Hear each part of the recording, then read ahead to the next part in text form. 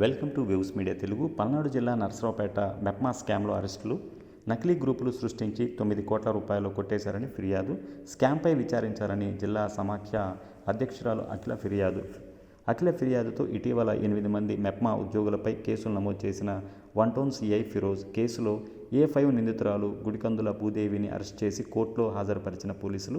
MEPMA CEO Gudikandula భూదేవికి remand విధించిన Narasaraopet court.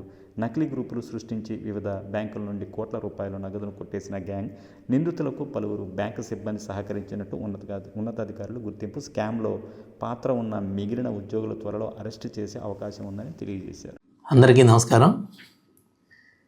పోయిన నెల 18వ తారీఖున పల్నాడు జిల్లా మెప్మా డిపార్ట్మెంట్లో జరిగిన అవకతవకలపైన జిల్లా అర్బన్ సమాఖ్య ప్రెసిడెంట్ గారు అయినటువంటి శ్రీమతి అఖిల గారు ఇచ్చిన ఫిర్యాదు మేరకు మెప్మా డిపార్ట్మెంట్లో పనిచేస్తున్న సుమారు 8 మంది ఉద్యోగులపైన వాళ్ళు 9 కోట్లకు మేర అవకతవకలకు పాల్పడ్డారని, బ్యాంకులో అర్హత లేని గ్రూపులకు లోన్లు మంజూరు చేయడంలో వాళ్ళు కీలకంగా వ్యవహరించారని వారిపైన రిపోర్ట్ ఇవ్వగా 8 మంది పైన ఎఫ్ఐఆర్ చేయడం జరిగింది.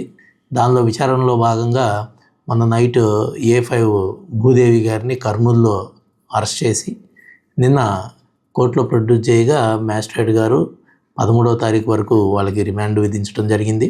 అంతేకాకుండా మిగిలిన ముద్దాయిల గురించి కూడా ఇన్వెస్టిగేషన్ అనేది చేస్తూ ఉన్నాము.